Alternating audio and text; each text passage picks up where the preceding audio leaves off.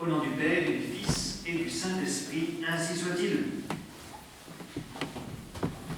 Eh bien, chers amis, c'est une vraie joie sacerdotale de voir réunies aujourd'hui ces différentes sections françaises et étrangères pour nous, de Suisse. Merveille de voir que malgré les histoires différentes, malgré l'esprit patriotique différent, et loin de nous de vouloir faire des Français des Suisses et les Suisses des Français, ce serait horrible.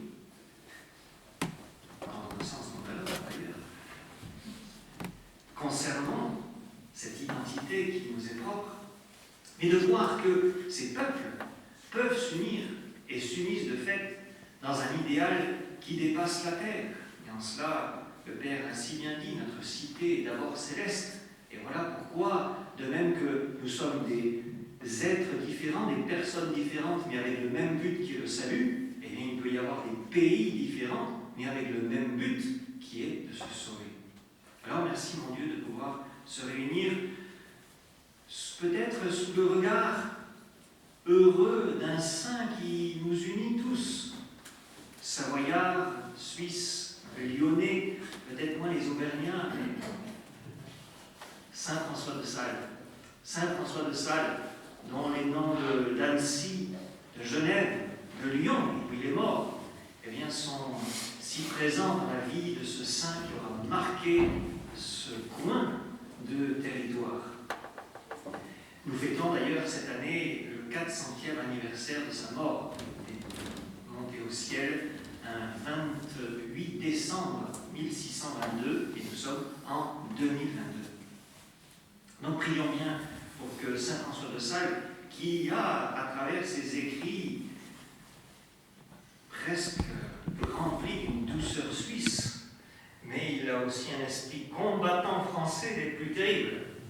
Et ça vaudrait la peine d'analyser, de même qu'on nous a invité à étudier le volet politique de saint Bernard, le volet politique de saint François de Sales. Mais nous sommes aujourd'hui et surtout à la veille d'une des plus grandes fêtes royales de notre Seigneur Jésus-Christ. La liturgie a trois grands moments où nous proclamons d'une manière claire et nette le règne social de notre Seigneur Jésus-Christ, la fête du Christ-Roi, bien sûr, le dernier dimanche d'octobre, mais de manière plus antique, plus traditionnelle encore, ces deux fêtes au début de la vie de notre Seigneur, l'Épiphanie, la fête des rois qui reconnaissent notre Seigneur le roi des rois, et à la fin de sa vie, cette fête des rameaux. Demain, nous allons reproduire ce geste où nous allons proclamer, oui, que notre Seigneur Jésus-Christ est roi, roi des Juifs, roi de Jérusalem, roi de toutes les nations. Un des plus grands jours liturgiques du Christ-Roi, prince de la paix qui vient apporter et maître de toutes les nations. Et dès aujourd'hui, l'Évangile fait mention de ce mystère. Saint Jean dit « Ne crains pas, fille de Sion, voici venir ton roi. » Alors nous pourrons dire « Ne crains pas, fille aînée de l'Église, voici venir ton roi. Ne crains pas, défenseur de la liberté de l'Église. » Et pour ceux qui ne savent pas, c'est le titre que le pape Léon X a donné à la Confédération helvétique juste au début de la fondation des premiers cantons. Donc, ne craignez pas, fille aînée de l'Église et défenseur de la liberté de l'Église. Ne craignez pas, parce que votre roi est assis sur le petit d'une ânesse. C'est la raison que l'on trouve dans l'Évangile. Ne craignez pas, il est assis sur le petit d'une ânesse. Et l'Évangile continue tout de suite en disant « Les disciples ne comprirent pas cela. » Et je crois que nous sommes un peu comme les disciples.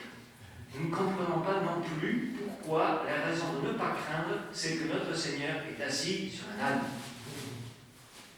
Eh bien, tâchons d'expliquer. Tâchons d'expliquer, et vous verrez que derrière cet âne, il y a des mystères magnifiques.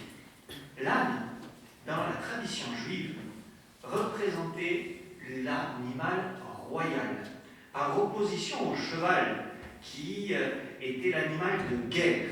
Un roi qui a besoin d'un cheval, ça veut dire que la situation politique de son pays n'est pas tranquille et qu'il a besoin d'aller aux frontières pour guerroyer. Et donc il ne possède pas pacifiquement son territoire. Donc il n'est pas dans une situation de roi. Et c'était la manière de signifier la différence entre le cheval et l'âne. Et lorsque les rois de Juda pouvaient chevaucher tranquillement sur un âne, eh bien ça voulait dire que leur pays était en paix et qu'ils étaient les rois pacifiques de leur territoire. Voilà pourquoi les prêtres, les prêtres de l'Ancien Testament et les rois de l'Ancien Testament, eh bien, montaient sur un âne. Mais du coup, application au mystère d'aujourd'hui et de demain. Lorsque les Juifs voient notre Seigneur Jésus-Christ monter sur un âne et se rendre vers Jérusalem, ils ont compris. Celui-là se fait roi parce qu'il l'est. Il est monté sur un âne. Donc, effectivement, ne crains pas, fille de Sion. Voici venir ton roi. C'est la parole de l'Écriture. Et pourquoi il est ton roi? Parce qu'il est monté sur cette ânesse qui signifie cette royauté. Donc, le message de notre Seigneur, le jour des rameaux, est très fort. Je suis roi, comme il le dira devant Pilate dans quelques jours. Mais le symbole va au-delà. Car dans la tradition juive également, il était interdit de pénétrer dans la ville sainte sur une monture. Car Jérusalem, c'est la ville de Dieu. C'est la ville où il y a le temple, où il y a le Saint des Saints. Et donc pour signifier que ce territoire appartient à Dieu, tout homme, qu'il soit prêtre, qu'il soit roi, qu'il soit grand prêtre, descendait de monture et ne pouvait pas pénétrer sur un âne dans la ville.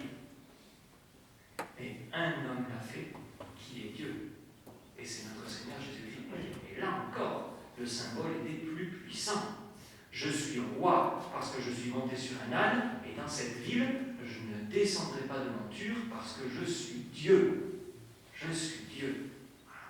Et donc, cette fête des rameaux de demain, c'est pour nous l'occasion de proclamer avec force. Et votre combat de militant dans Civitas, eh bien, c'est ça, c'est proclamer à temps et à contre-temps que Jésus-Christ est roi, Jésus-Christ est Dieu, il doit régner, sa loi doit s'imposer dans nos législations. Tous les évangiles sont également unanimes sur un autre détail au sujet de cet âne. Nous ne l'avons pas dans l'évangile d'aujourd'hui, mais nous l'aurons dans celui de demain, de saint Matthieu. Mais les 4 évangiles sont tous d'accord sur le détail que je vais mettre en relief. Il s'agit du moment où ils sont allés le chercher, cet âne.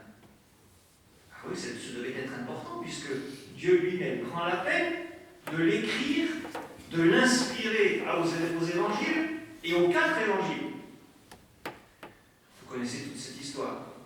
Notre Seigneur envoie ses disciples aller chercher une monture. Et il leur dit, vous trouverez une ânesse à la tâche avec un anon. Détachez-les-moi, et si on vous dit, mais qu'est-ce que vous faites à détacher cet âne? Vous voyez que notre Seigneur a donné plein de détails. Si on vous pose la question, mais qu'est-ce que vous faites à détacher cet âne? Vous répondrez. Et accrochez-vous, la réponse est de Dieu. Dieu dit, vous répondrez, c'est le Seigneur qui en a besoin. Et bien, chers frères, cette phrase a une profondeur incroyable. Dieu, créateur de toutes choses, le roi des rois, lui de qui tout dépend, il a voulu écrire dans les 4 évangiles, il a voulu écrire qu'il a besoin d'un âne. Le Seigneur en a besoin. À chaque fois, vous voyez là, bien sûr, l'image qui se trouve derrière cette parole de Dieu dans l'Évangile. Le bon Dieu veut faire avec des ânes. Bienheureux sommes-nous. Bienheureux sommes-nous. Il veut avoir besoin de nous. Nous sommes, nous aussi, des ânes à la tâche. Attachés, eh bien, par nos misères, comme comme elles ont été si bien expliquées ce matin. Et malgré cela, le bon Dieu nous envoie ses apôtres, il nous envoie son Église. Et sous le commandement de Dieu, eh bien, par le ministère sacramentel, nous sommes détachés de nos misères. Et alors, une fois détachés, nous pouvons servir aux besoins de Dieu, aux besoins du Christ roi. Et cette Anne a servi à quoi? À proclamer la royauté et la divinité de notre Seigneur. Eh bien, voilà toute notre mission, mes chers amis. Voilà. Être des ânes, mais détachés, attachés cette fois-ci à notre Seigneur, pour que par vos paroles, par votre vie, par vos engagements, par vos résolutions, vous puissiez proclamer haut et fort la divinité et la royauté de notre Seigneur Jésus-Christ. Le Seigneur en a besoin. Quand je pense que sainte Thérèse de l'Enfant Jésus pleurait chaque fois qu'elle se souvenait que notre Seigneur s'était comparé à une poule pour réunir ses petits poussins sous ses ailes, et elle disait comment Dieu a pu s'abaisser à une telle comparaison, et elle en pleurait. Et bien, chers frères, nous avons là aussi largement de quoi pleurer à l'idée que nous sommes ces ânes dont le bon Dieu veut avoir besoin. Donc nous avons bien là l'image de Civitas et de chacun de ses membres. Effectivement, nous sommes des ânes. Et avec nos défauts. Vous savez, l'âne, c'est peut-être l'animal le plus têtu qui existe dans le monde, le plus bête, le plus bourru, parfois un peu concupiscent, mais ce sont avec précisément toutes ces misères, voilà, et avec des gens qui en veulent malgré tout, qui ont un peu le côté têtu, voilà, dans leurs idées, et le bon Dieu fera avec. Et n'oublions pas que l'âne aussi, c'est un animal laborieux, doux, patient, lent, un peu comme un Suisse, mais sûr. D'ailleurs, pour rattraper, sachez que autrefois, pour créer les sentiers dans les montagnes, dans ces belles montagnes de notre pays ami de la Suisse, eh bien, on utilisait les ânes, car c'est l'animal qui a dans son instinct, eh bien, de trouver le bon endroit pour poser les pieds et fabriquer les sentiers. Quelle belle image aussi de votre implication dans Civitas. Soyez ces bêtes sûres, voilà, qui vont petit à petit, mais qui, là où elles mettent le pied, eh bien, établissent quelque chose de fondamental, de solide, et qui pourrait être la voie à suivre, précisément, et le sentier qui mène au sommet la reconstruction du règne social de notre Seigneur Jésus-Christ. Et puis surtout, c'est l'animal qui porte le poids. Et regardez, dans la nature, le bon Dieu a même voulu tracer la croix sur le dos de ses pauvres bêtes. Voilà, la tradition dit que c'est justement depuis qu'il s'est assis dessus à Jérusalem, mais il porte la croix, il porte le poids. Et c'est tout le paradoxe de ce jour royal de demain, c'est que la foule, elle a crié, oui, la foule, elle a crié Benedictus, Hosanna. Mais c'est cette même foule qui, quelques jours après, a crié Tolle crucifige. Nous sommes passés en quelques jours du Benedictus au crucifix-le. Donc méfions-nous des foules. Et de ce point de vue-là, eh bien, merci mon Dieu de faire en sorte que Civitas ne soit jamais une foule. Voilà, jamais une foule. Mais non, nous devons viser à être ce petit reste. Comme ces quelques individus dans cette foule qui, effectivement, n'est pas passé de l'Hosanna au crucifige, mais qui est resté fidèle à l'Hosanna et au Benedictus. Eh bien, soyez de cela, de ceux qui, comme la très Sainte Vierge, comme Saint Jean, comme les saintes femmes, comme ce petit reste au pied de la croix, est resté fidèle au Benedictus, à l'Hosanna. Et pour ça, eh bien, il faut comme eux être prêt à ramasser quelques coups, prêt à se voir sali dans sa réputation, comme notre Seigneur Jésus-Christ, mis au rang des scélérats. Mais c'est le prix à payer pour rester fidèle. Mais noli temere, ne craignez pas, mes chers amis, ne craignons pas précisément parce que nous sommes des ânes. Nous sommes des ânes. Et donc, au fond, c'est pas après l'âne qu'on en a.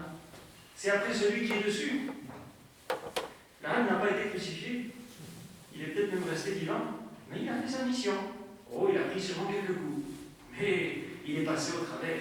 Celui qui a pris l'essentiel de la souffrance, et toute la souffrance, c'est notre Seigneur Jésus-Christ. Et encore aujourd'hui, n'ayons pas peur. Nous avons l'impression que c'est à nous que l'on donne des coups, mais ce n'est pas à nous. C'est à ce que nous représentons. C'est à notre idéal. Et donc, restons à notre place. Nous ne sommes que des ânes. Voilà. Mais qui portons notre Seigneur Jésus-Christ. Et alors là, oui, portons-le avec courage, au risque de prendre quelques coups. Et c'est là où, comparaison, et l'image de l'âne a ses limites, bien sûr, mes bien chers amis. Car nous ne sommes pas sans raison, sans intelligence, comme ça nous a été si bien expliqué ce matin.